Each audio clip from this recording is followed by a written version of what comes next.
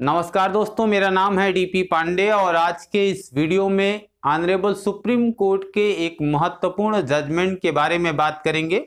Honourable supreme court ने एक judgement दिया है कि यदि कोई परिवार संयुक्त रूप से चल रहा है और उसमें से वह व्यक्ति जिसके पास लड़का नहीं है, उसने अपने भाई को यदि कोई वसीयत नहीं लिखी है तो उस संपत्ति पर भाई का नहीं बल्कि बेटी का अधिकार होगा। तो पिता की संपत्ति पर बेटी का अधिकार होगा। इस पर एक जजमेंट ऑनरेबल सुप्रीम कोर्ट ने दिया है, लेटेस्ट जजमेंट है। तो आइए जानते हैं कि ऑनरेबल सुप्रीम कोर्ट के इस फैसले में क्या है। पिता की संपत्ति पर बेटियों के अधिकार को लेकर सुप्रीम कोर्ट का बड़ा फैसला आया है, जिसके तहत ये कहा गया है कि परिवार में रह रहे किसी सदस्य की मौत हो जाती है और उसने वसीयत नहीं की है तो उसकी संपत्ति पर उसकी बेटी का हक होगा। पिता की संपत्ति पर बेटियों के अधिकार को लेकर ऑनरेबल सुप्रीम कोर्ट ने एक महत्वपूर्ण फैसला सुनाया है। कोर्ट ने कहा कि संयुक्त परिवार में रह रहे किसी व्यक्ति की मौत हो जाती है और उसने वसीयत नहीं की है तो उसकी संपत्ति पर उसकी बेटी का हक होगा। बेटी को अपने पिता के भाई के बेटों की तुलना में संपत्ति का हिस्सा देने में प्राथमिकता दी जाएगी, न कि उसके चचेरे भाइयों को। कोर्ट ने कहा कि इस तरह की व्यवस्था हिंदू उत्तराधिकार कानून 1956 लागू होने से पहले हुई संपत्ति के बंटवारे पर लागू होगी। यह फैसला तमिलनाडु के एक मामले में सामने आया।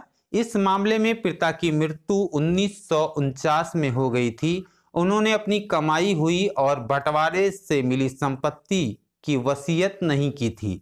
मद्रास हाई कोर्ट ने पिता के संयुक्त परिवार में रहने के चलते उनकी संपत्ति पर उनके भाई के बेटों का अधिकार दिया था।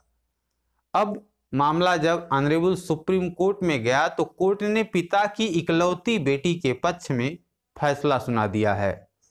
यह मुकदमा बेटी के वारिस लड़ रहे थे। जस्टिस एस अब्दुल नजीर और जस्टिस कृष्ण मुरारी की बेंच ने 51 पन्ने का फैसला दिया है। सुप्रीम कोर्ट ने माना कि हिंदू उत्तराधिकार कानून बेटियों को पिता की संपत्ति पर बराबर हक का अधिकार देता है।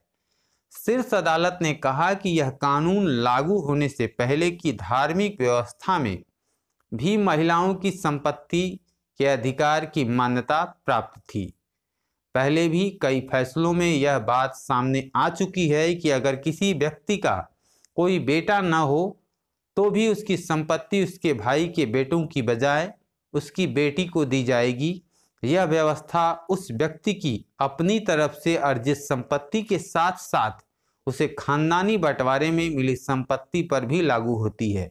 9 सितंबर 2005 को हिंदू उत्तराधिकार कानून 1956 में बदलाव किया गया था। उसके मुताबिक पैतृक संपत्ति में बेटियों को बराबर का हिस्सा होता है, भले ही वह शादीशुदा हों, विधवा हों, अविवाहित हों या पति द्वारा छोड़ी गई हों।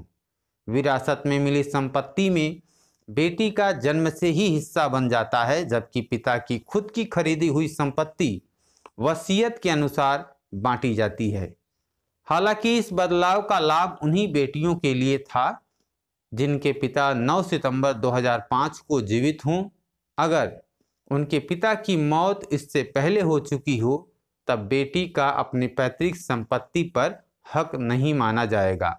साल 2020 में ऑनरेबल सुप्रीम कोर्ट ने एक फैसला सुनाते हुए यह स्पष्ट किया था कि अगर किसी के पिता की मौत 9 सितंबर 2005 के पहले भी हुई हो तब भी बेटी का अपने पैतृक संपत्ति पर पूरा हक होगा।